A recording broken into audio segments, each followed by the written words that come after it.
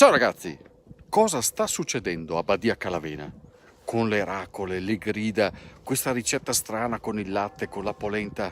Semplicemente qui si stanno preparando a chiamar marzo, a chiamare marzo, la bella stagione, la primavera, il risveglio della natura. E quindi questi rumori servono per scacciare via l'inverno.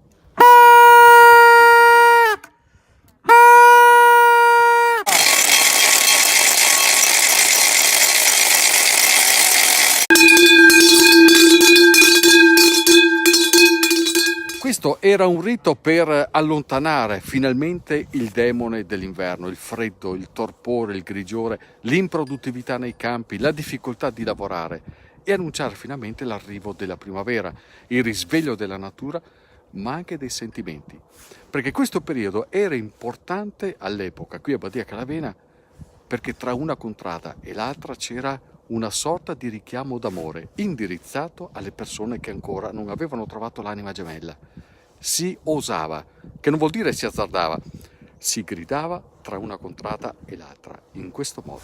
Sta per entrare marzo questa terra, parla di dare intera. Cirela e Cinuela. L'era fiore dell'intera, che l'era E Cinedenti Parmonoso. e il cane del gioco che è fiore. E Sagredemo Parcolana. La cuore a mecana, E Paranelo. e cul del bevedero, E Pardota. la pecora morta attaccana stroppa, E Parstima.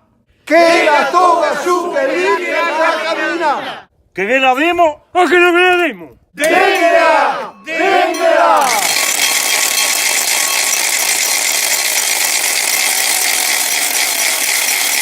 Franco, ma davvero quando si osava così, quando si gridava, si cantava il moroso o l'amorosa? Beh, alle volte funzionava perché c'era gente che magari aveva delle pretese eccessive, ma ce n'erano anche magari di timidi, no? E allora un po' si dava una mano anche a questi che non rimanessero fuori, insomma. Quindi No? si incontravano alla fine. Ma sì, in ultima si incontravano oppure si tiravano in mezzo perché si conosceva tutti, insomma, si sapevano anche le difficoltà che c'erano nella Certo. gente. In definitiva era anche uno scherzo, dai. Quanto hai usato per cantate moglie? Ma ero un po' rauco, ecco, diciamo che tempi lì. Sono diventati allora, afoni. Osavano gli altri, dai, ecco. Io cercavo di fare gli affari. Fino a quando è andata avanti questa tradizione che si faceva davvero un tempo, vero? Fino a una cinquantina d'anni fa. E poi l'altra tradizione era la mosa, questo Sì. piatto semplice, semplicissimo, perché una volta c'era pochissima abbondanza di pochissime cose, ma tra queste il latte e la polenta non mancavano. Quindi la mosa nasceva da lì, vero? Si nasceva da lì, è un piatto tipico di tutte le Alpi, almeno le Alpi orientali. E quello che si aveva c'è acqua, latte, farina bianca o farina gialla, o la segala addirittura sulle zone alte, e manodopera e un po' di condimenti, che cos'è il burro fuso, la ricotta affumicata, oppure sulle Alpi può essere lo speck, può essere quello che rimane magari di salami, e si condisce e si mangia, intanto si andava avanti.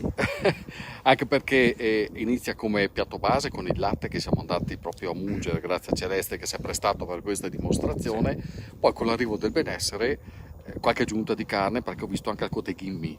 Sì, generalmente qui magari era la zucca che era un po' quasi la più povera che si condiva.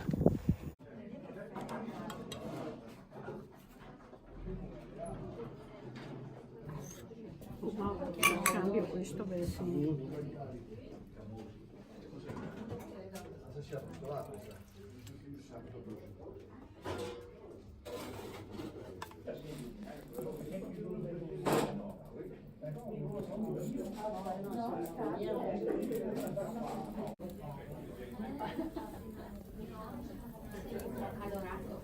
E siccome siamo in terra cimbra, quale modo migliore per lasciarsi se non con un brindisi?